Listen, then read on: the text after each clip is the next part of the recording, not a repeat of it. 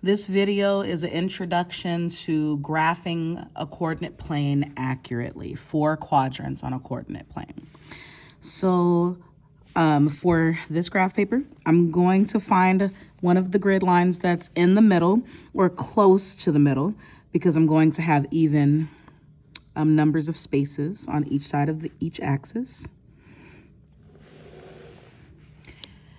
And notice how since I'm right-handed, I held the ruler down with my left hand, and then I used my right hand as I held the ruler down to guide the pencil, help guide the pencil.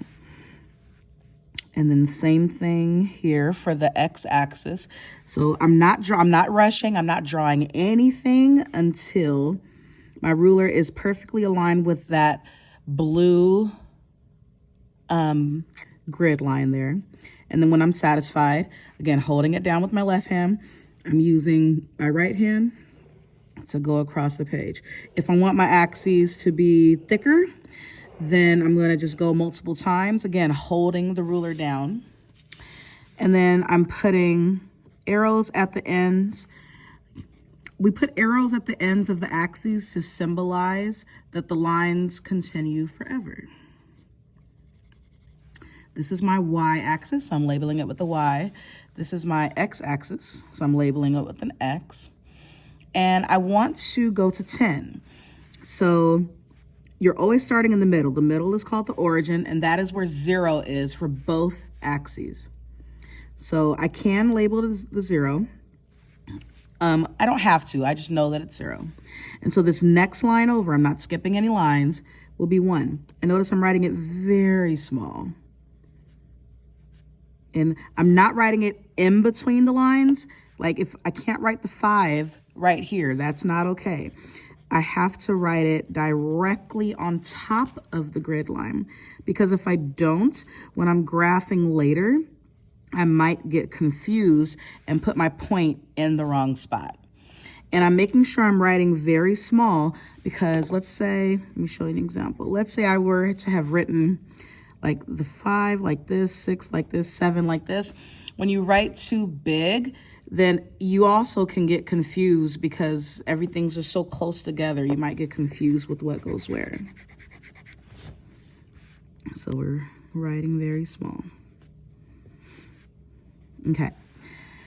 On the other side of the x-axis, so this was, think about it as a number line. So it goes 3, 2, 1, 0. This next line will be -1, -2, -3.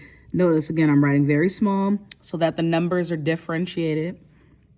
And I'm writing the numbers exactly on the line.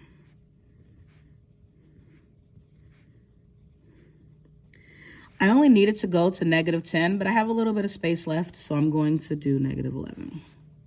All right, now on the y-axis. So this is what I've seen a lot of people make the mistake of.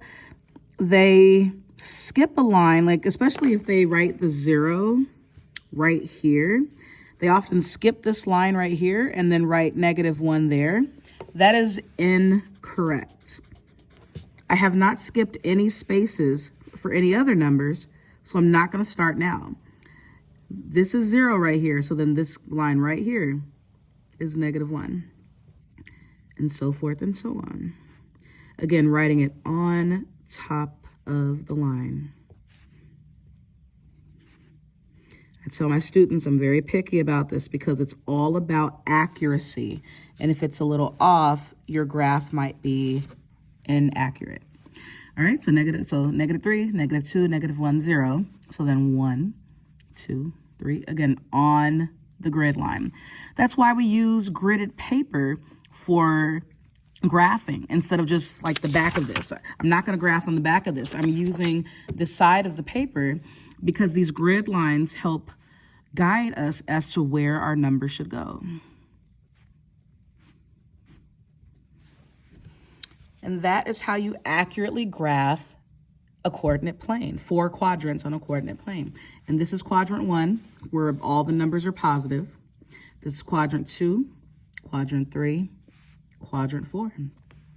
So if I'm drawing a point, for example, if I have the point 2, comma, negative 6. Anytime you're graphing a point, that first number there, that value is always representing x. And the second number is always representing y. So when I'm graphing it, that means I'm looking at the x-axis first.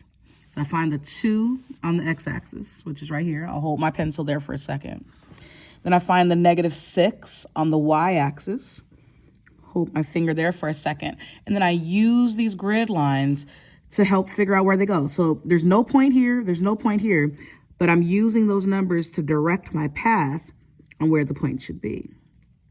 This point is 2, comma, negative 6. So use those grid lines, people. All right, hope this helps.